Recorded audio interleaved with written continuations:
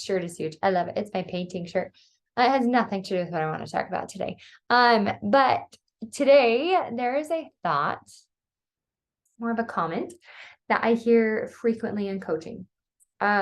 This is in every single level of every relationship. So whether you are here, because pornography is a part of your story, whether you have a teen, whether you have a self, which I think that covers just about everybody. If you're married, this works. Okay. So today the comment that I hear frequently in coaching and every level of coaching, every unit, is I cannot compare with that. Okay. So why this is so interesting to me, okay? I'll give the few examples first. So, in a family, okay, the version of I can't compare with that also comes with I can't compete with that, okay? In a family setting, a lot of times I see this, especially with teens. They're trying to live up to the expectations they feel like have been set for them. And that's really hard to do. Especially if you don't feel like those expectations are in alignment with who you're feeling directed. And yes, teens, it is possible for them to feel directed. So do not undermine the teens, you guys. In marriage. Okay, let's talk about this then. In marriage, I hear this not just in my pornography couple situations, so don't write this off, okay? I hear this in regards to video games. I hear this in regards to sports. I hear this in regards to a lot of different things, okay? This is not just a pornography thing, okay? To friends, to social groups, okay? To school, to work. So many places that we don't feel like we can compete with, okay? Individually, this is the one that people are kind of like, what? I can't compete with that?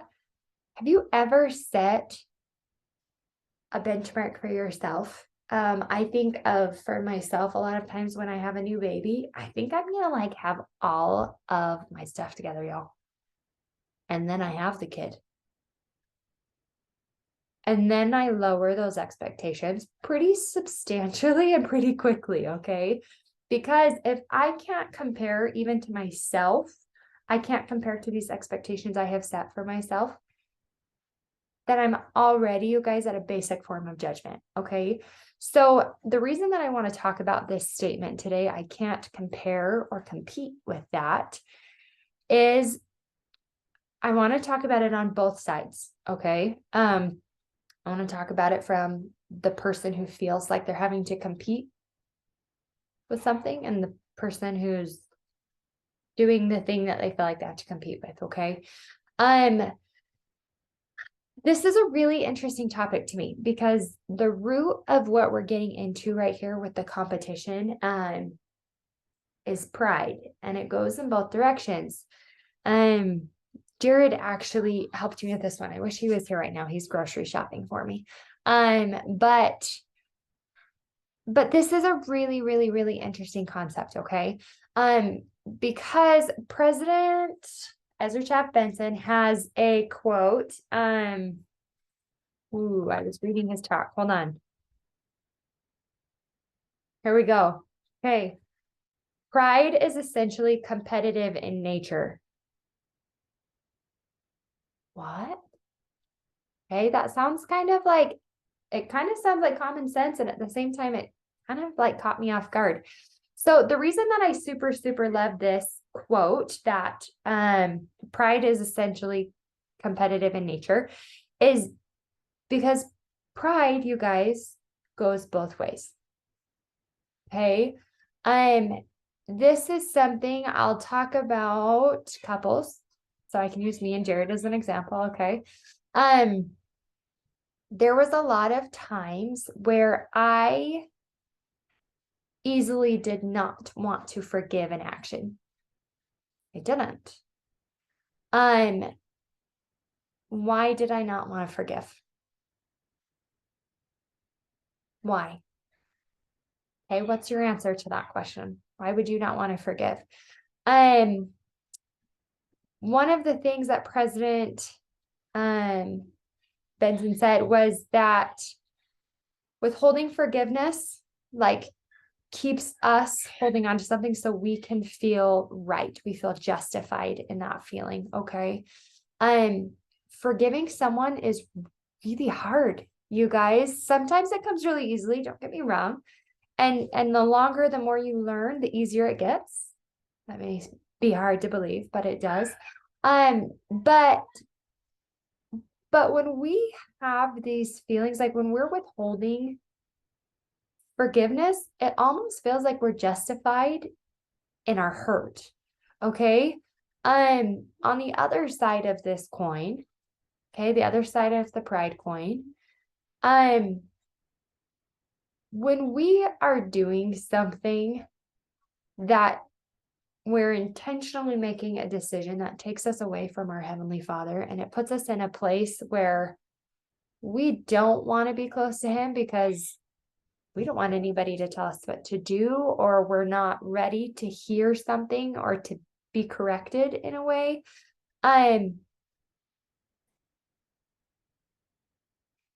That's pride also. Okay. So for some, like, trying to think of a different example besides pornography, because that's what I use all the time. Video games. I hear this one a lot. Video games, okay. One spouse is feeling very, very neglected. Okay. They're feeling angry, they're feeling hurt, they're feeling abandoned, they're feeling like they're not good enough. Okay. On the other side, you have a spouse who wants to relax, get away from the things. They've worked really hard all day. It's their turn to de-stress. There's a lot of different reasons that people can choose that coping mechanism. Okay. And these coping mechanisms, you guys, again, I see it a lot in sports, friends. Some people, work is their coping mechanism. Okay. Pornography, gambling. We've seen that. And with sports, you guys, it can be playing sports. It can be watching sports. There's a lot of different ways that each of these coping mechanisms can go. Okay. But when pride is on both sides of this coin, pride is competitive. Okay. Remember, competitive in nature. You guys, I'm an athlete. I love to compete, but I have had to be very, very careful at looking at my motives. I talk about motives all the time. I love motives. Okay. When we look at our motive behind while we are choosing to do something, it is very, very easy most of the time to find where pride has weaved its way into our decision. Okay. It becomes an I thing. I'm tired. I want more attention. I want him to love me for the way that I am. I want time. I've worked hard. I deserve this. Okay. Kind of these things are both here. One of the things that I think is super, super interesting is he talks about pride being rooted in enmity. Okay. This goes back to the temple. This goes into the scriptures. I was just studying this a couple weeks back. It's in Romans 8. I looked it up. I did not remember that. But it talks about enmity and why this is such a thing. And enmity to me goes back to contention and to that fight, to that struggle. One of the videos I've got coming up is the difference between conflict and contention. There is a big difference, so be thinking about that one. But contention, you guys, contention only happens when there is pride on both sides. Okay. Going back to pornography and Jared and I are not naturally fighters. We do not yell. We do not, we don't take it to each other, but that's because very early on, we learned that contention got us nowhere. Okay. Contention doesn't solve anything. Contention is just two people trying to get what they want. Okay. So when we get to contention, the thing that is so interesting to me is that when we're contending and we have this sense of of competition, because I want you guys to watch this. The next time you're in a fight, whether it's a parent, a child, a sibling, a husband to a wife, you fighting with yourself, okay? You fighting with your heavenly Father. All right, watch that one. When you are settling into this contention, I want you to sit there and look at what you're trying to convince the other person of. Okay. Is it selfish to try to convince someone of a need?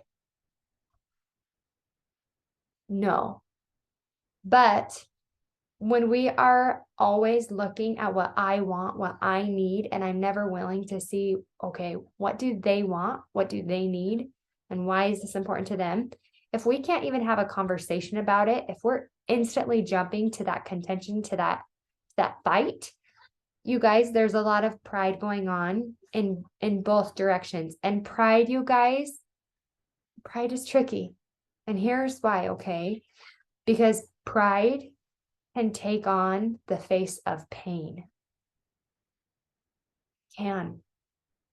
Just like pride can take on a lot of other faces, you guys, like self-care. I am a huge advocate for self-care, but I am not an advocate for self-care at the expense of everything and everyone else. Okay? So we have to be really, really careful about these different ways that contention and comparison match up. Okay? So really think about that. Is your pride being masked by pain? Is it being masked by a need? Okay, going back to the I can't compete with that. This is the pain part, okay? Are you allowed to feel pain? You bet. You are absolutely allowed to be hurting, to be mad, to be angry, just like the other person is absolutely allowed to choose their thing that they feel is right for them in the moment too. Okay. There's another quote in here that I'm going to read. It's really, really interesting for a lot of reasons. Okay. But I coach a lot of teens and different things. And again, I hear this in my teens to my parents a lot, and I hear this in husband and wife to a lot recently, but that I can't compete with that.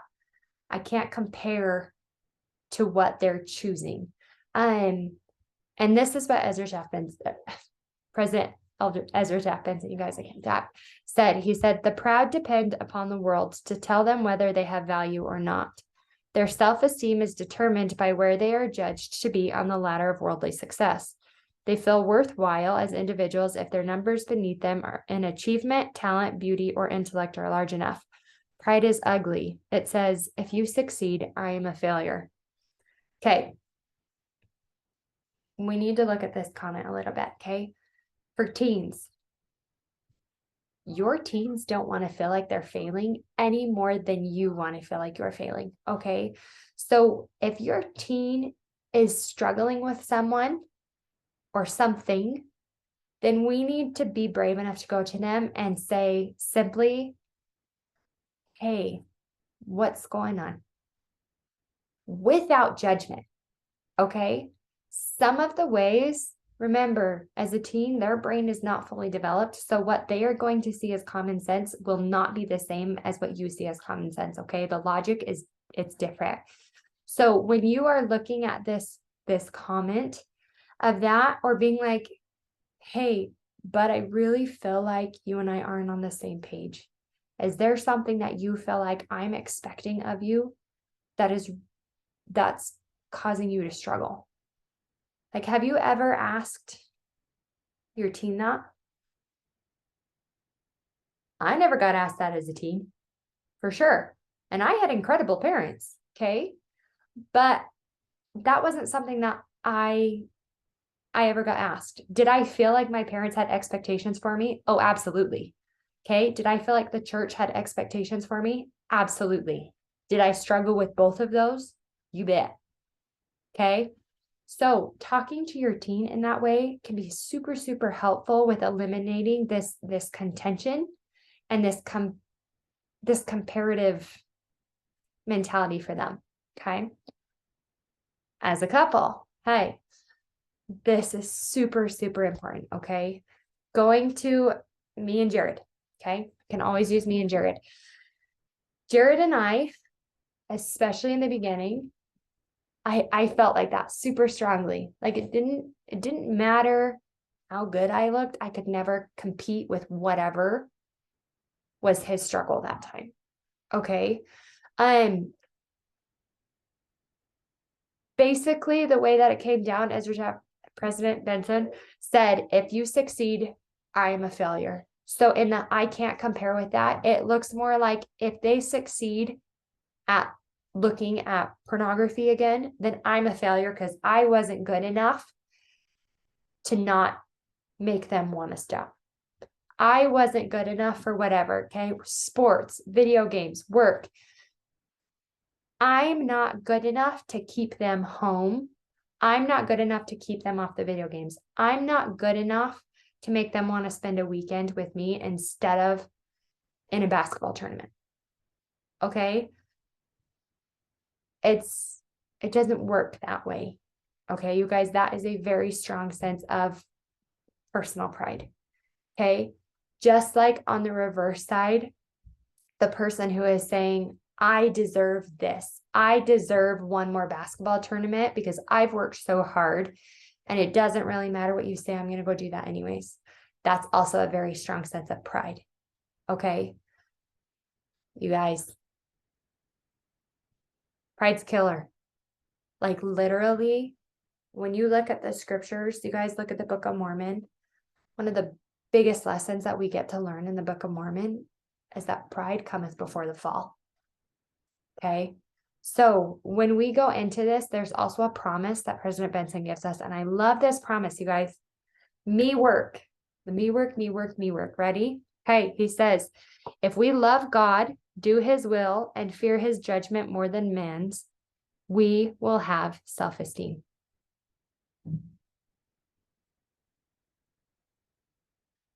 Anyone kind of feel like A, you want to fight that statement, and B, you're like, wait, that's exactly what I'm craving? Okay, I see this a ton. It's like this battle between the natural man and who you are eternally designed and the worth that you already hold. Okay, when we are so consumed with this battle of I'm not good enough, and I'm not good enough to make them see this. Okay, going back to that pornography, going back to a child and a parent. If I'm not good enough to make them see, then I must not be good enough. Okay, pride, you guys, is not just the boastful. Pride is also the derogative. This is really, really, really important. It's also really, really, really hard. Okay, so when you guys see, you know me and my mapping, I love having you guys write stuff out. It's really important. When that comment comes up in any way, okay, this could be you with your boss at work. This could be me feeling like I need to compete with a different coach. I can't compete with that. I can't compare to that. Okay, I want you guys to be very, very aware of this comment when it pops up. Now, all I want you to do is write it down and write out what you're feeling about it. Okay? I can't compete with that. What about this situation do I feel like I can't actually compete with? How is it making me feel? What does it make me want to do? Okay? Until you can know those answers, until you can see why this thought is hurting you so much or why you believe that you deserve this so much, you can't move forward. Okay? Until we see where pride is in all of our stories, darn it, every single person, whether you feel the victim or you're the accuser, whatever that is, there's pride. Okay, so we need to really sit back and figure out where the pride is at in our story and how we can figure this out. Okay, because until we figure out the pride, we can't forgive until we figure out the pride. It's really hard to repent. Until we figure out the pride, it's really hard to allow somebody else to be on our same level. Okay? Pride tends to keep us above or below. Okay? Pride from the top down, pride from the bottom up. Goes both directions. This, y'all, this is where it's fun. Okay? God never puts us down.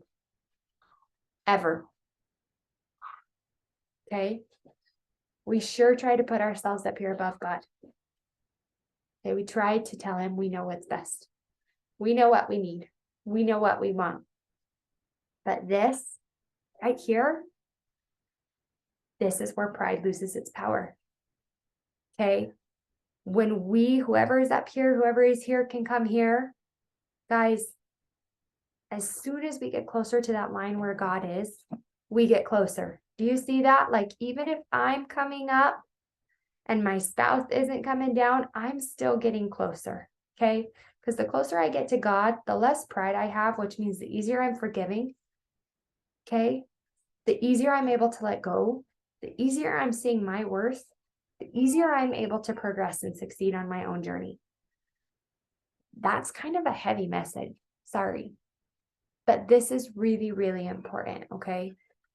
Pride is a part of everyone's story. How do we get rid of pride? Show you out later. You've got this. Good luck.